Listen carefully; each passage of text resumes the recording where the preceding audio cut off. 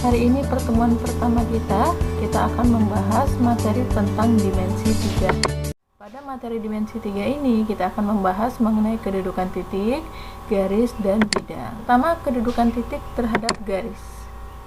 Di sini ada gambar, kita perhatikan gambarnya. Nah, ini ada sebuah garis L, dan ada titik A, titik B, dan titik C. Jadi, kedudukan titik terhadap garis itu ada dua. Yang pertama, titik terletak pada garis. Yang kedua, titik terletak di luar garis. Nah, ketika kita melihat gambar ini, ya, ini gambar 1.1 ya, posisi titik terhadap garis. Nah, kita lihat pada gambar tersebut, kita lihat titik A dan titik B ini terletak pada garis L.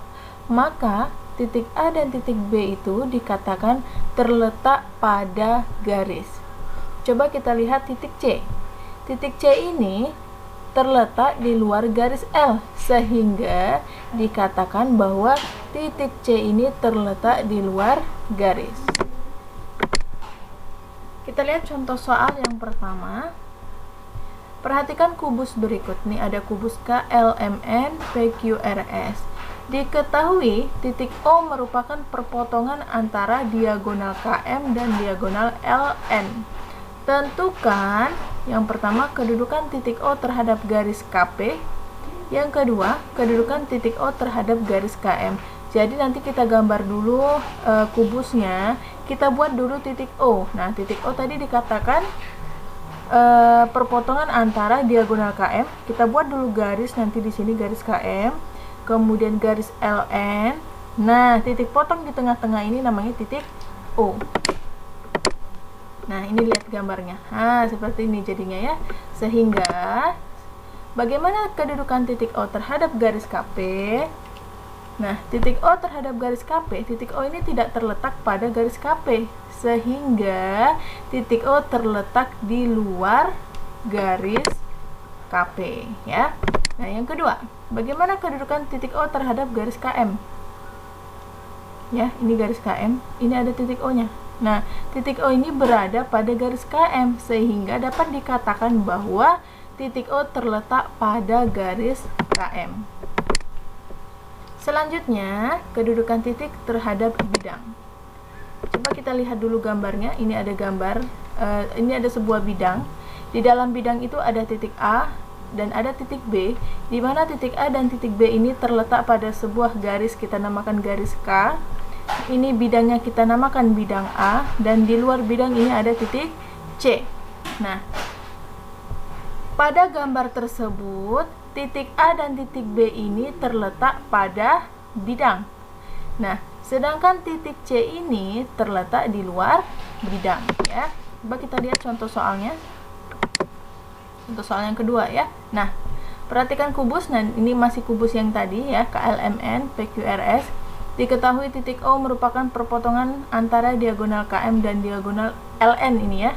Ini sorry ya, Ibu salah ngetik. Ini LN ya. Nah, tentukan, ini masih soal yang sama, masih kubus yang sama, tapi dengan pertanyaan yang berbeda. Yang pertama, kedudukan titik L terhadap bidang KMRP. Ini bidangnya ya, KMRP. Nah, kita buat aja garisnya nanti ya, K ke M, M ke R, R ke P. Nah, jadi ini dia bentuknya ya, seperti diagonal bidang ya. Nah, bagaimana kedudukan titik L terhadap bidang KMRP? Nah, yang kedua, bagaimana kedudukan titik O? Titik O tadi di tengah kan? Nah, bagaimana kedudukan titik O terhadap L, Q, S, N? Nah, ini L, ini Q, ini S, ini N. Nah, kita lihat bagaimana jawabannya. Oke, nah ini gambar kita tadi ya, kita buat dulu titik O nya. Ini titik O tadi kan perpotongan garis LN dan garis KM ya. Pertanyaannya, kedudukan titik L terhadap bidang KMRP. Ini titik Nah, kedudukan titik L terhadap bidang KMRP. Kita lihat ini titik L-nya, ini K, M, R, P. Kalau kita lihat titik L ini tidak berada pada bidang K, M, R, P, sehingga dikatakan bahwa titik L itu terletak di luar bidang ya. Yang kedua, bagaimana kedudukan titik O terhadap L, Q, S, N? Nah, ini dia ya. Ini L, Q, ini S, ini N. Kita lihat titik O-nya. Titik O-nya berada pada bidang ya kan? Nah, kalau dia berada pada bidang, maka titik O itu terletak pada, nah gitu ya. Titik O terletak pada bidang LQ SN. Nah, ini adalah latihan soal yang bisa kalian kerjakan di rumah. Demikian yang bisa Ibu sampaikan.